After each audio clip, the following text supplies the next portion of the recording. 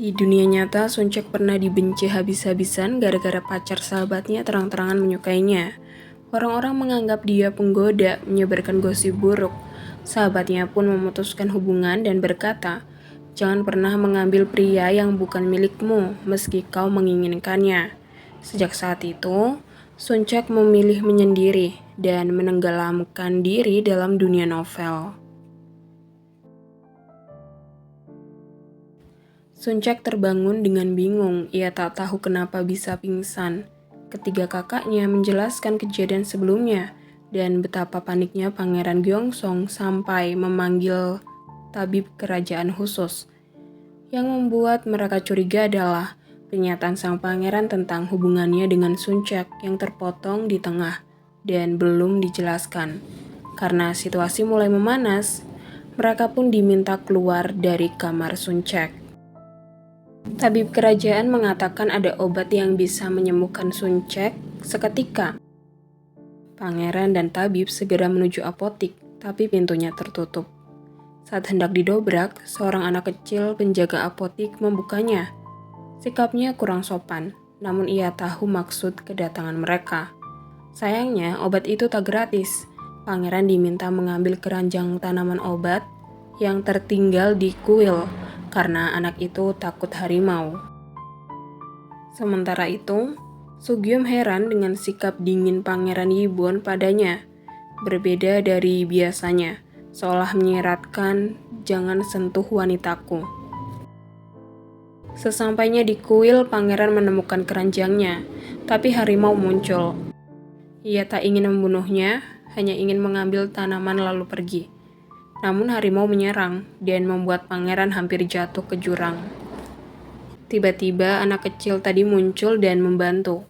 Ia mengaku itu hanyalah trik dan memuji keberanian Pangeran melawan roh harimau. Ia lalu menyerahkan tanaman langka itu sambil berkata, "Ini pasti untuk wanita yang sangat kau cintai." Setelah itu, anak itu menghilang begitu saja. Suncek masih mencari cara kabur dari pernikahan.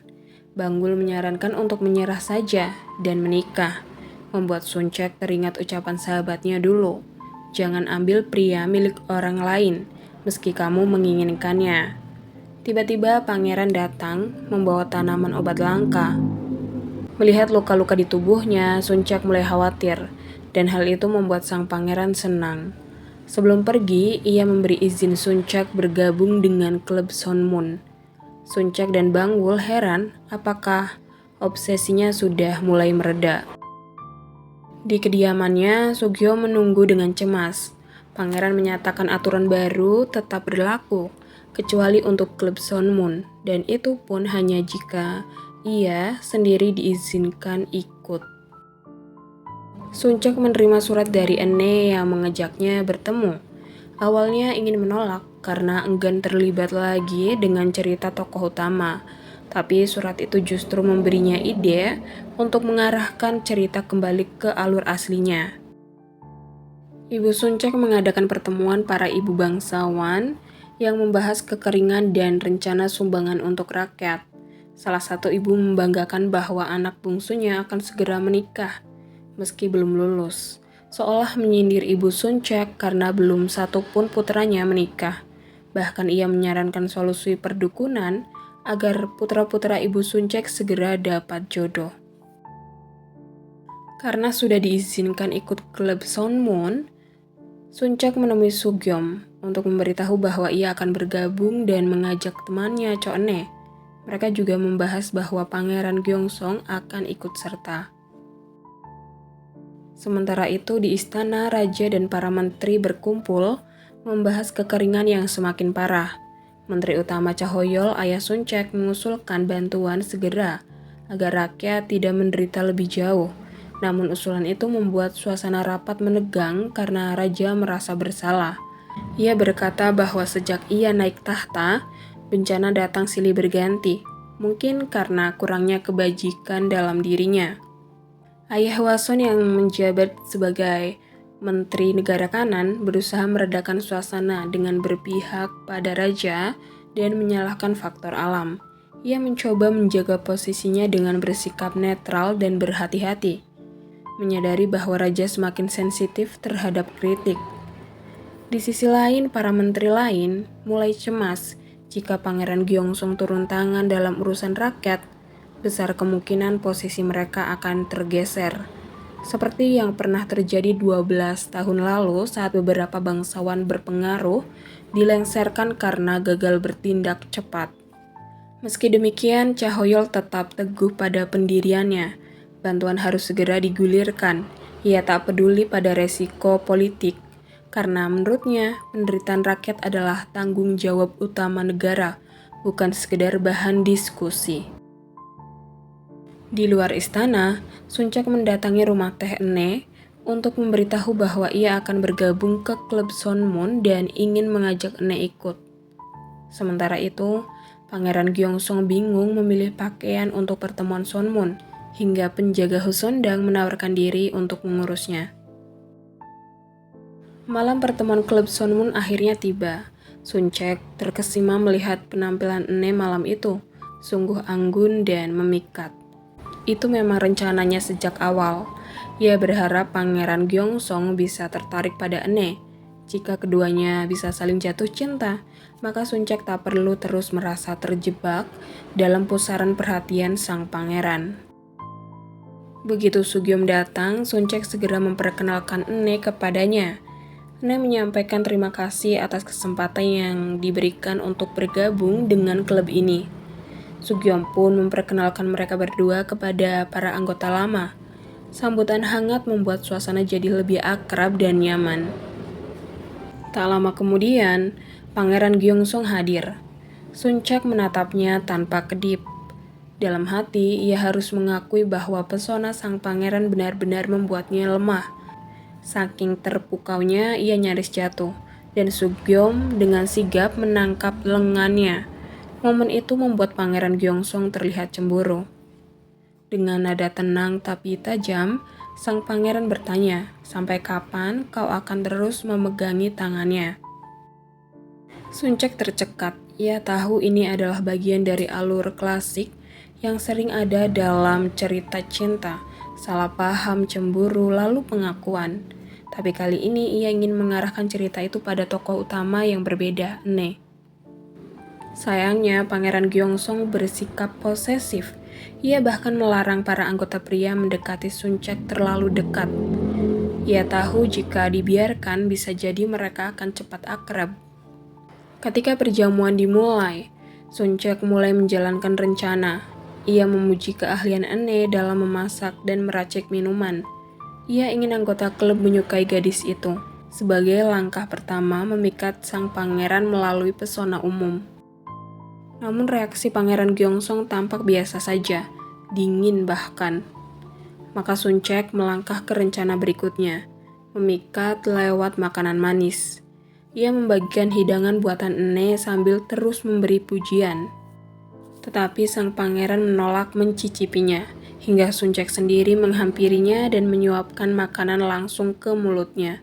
Dengan ekspresi datar, pangeran berkomentar bahwa makanan itu bisa membuat otak menjadi tumpul. Suncek kesal, lalu menyuapkannya lagi dengan sedikit emosi. Di sisi lain, Sugyeom justru memuji makanan itu dan tampak benar-benar menikmatinya. Ene pun berniat menyiapkan makanan untuk dibawa pulang oleh para anggota. Namun ketika ditawari, Pangeran Gyeongsong menolak. Suncek hanya bisa menarik nafas. Langkah keduanya kembali gagal. Tampaknya ia harus segera merancang siasat baru jika ingin membebaskan diri. Maka Ene dan Pangeran Gyeongsong harus benar-benar saling jatuh cinta, bagaimanapun caranya. Sugyeom menggelar permainan puisi berhadiah cincin emas bagi siapapun yang bisa menemukannya dan menebak isinya. Semua anggota klub bersemangat mencari, kecuali Pangeran Gyeongsong yang enggan ikut. Baginya, ia sudah menemukan hartanya, yaitu Suncek. Sugyeom pun menggertak. Kalau pangeran menolak aturan, ia bisa dikeluarkan dari klub. Saat mencari bersama Ene, Suncek pura-pura sakit perut agar Ene mencari sendirian. Ia menunggu momen penting untuk menjalankan rencananya. Sugyeom senang melihat Suncek bisa mencairkan suasana. Ternyata permainan ini memang ide Suncek, terinspirasi dari novel yang ia baca. Malam seperti ini, pikirnya bisa melahirkan kisah cinta apapun. Ene terkejut saat Pangeran Gyeongsong menghampirinya. Saat itu, kelopak bunga berjatuhan. Ulah dari Bangwul yang sengaja menjatuhkannya dari atas pohon karena perintah Suncek. Suncek ingin menciptakan momen seperti pertemuan pertama mereka. Tapi sayang, pangeran malah bersin karena kelopak bunga membuat hidungnya gatal. Sebelum pergi, Pangeran Gyeongsong sempat memanggil Ene dengan nama Hwason, nama yang sangat dibenci Ene, membuat Ene kesal. Karena rencananya gagal, Bangwul melepaskan tikus untuk membuat Ene lari ke arah pangeran. Dari kejauhan, Suncek mengintip dan melihat seolah Ene memeluk sang pangeran. Anehnya, ia merasa cemburu. Padahal Ene tak memeluk karena pangeran menghindar. Ia hanya memegang pedang pangeran dan terjatuh ke kolam. Saat meminta tolong, pangeran malah memilih menyelamatkan pedangnya.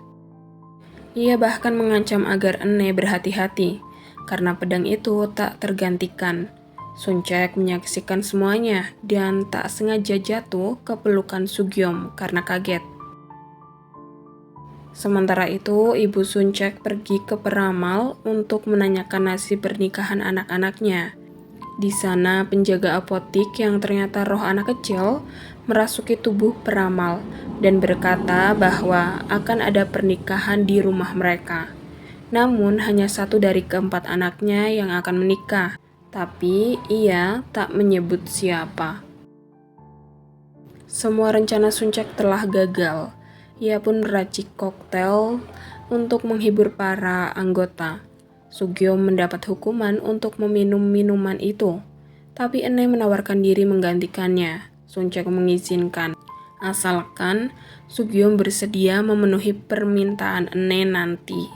Sugyeom menyanggupi, meski Ene belum mengungkap permintaannya. Melihat Ene tampak murung, Suncek kembali mencoba menghidupkan suasana dengan meracik minuman lainnya. Menurutnya, malam itu harusnya dipenuhi cinta dan kisah romantis. Namun tiba-tiba ia merasakan panas. Tempat itu mulai terbakar. Semua panik. Sugyeom segera menggendong Ene keluar, disusul pangeran yang menyelamatkan Suncek. Ternyata api berasal dari kembang api yang akhirnya mekar di langit, menandai pesta kejutan.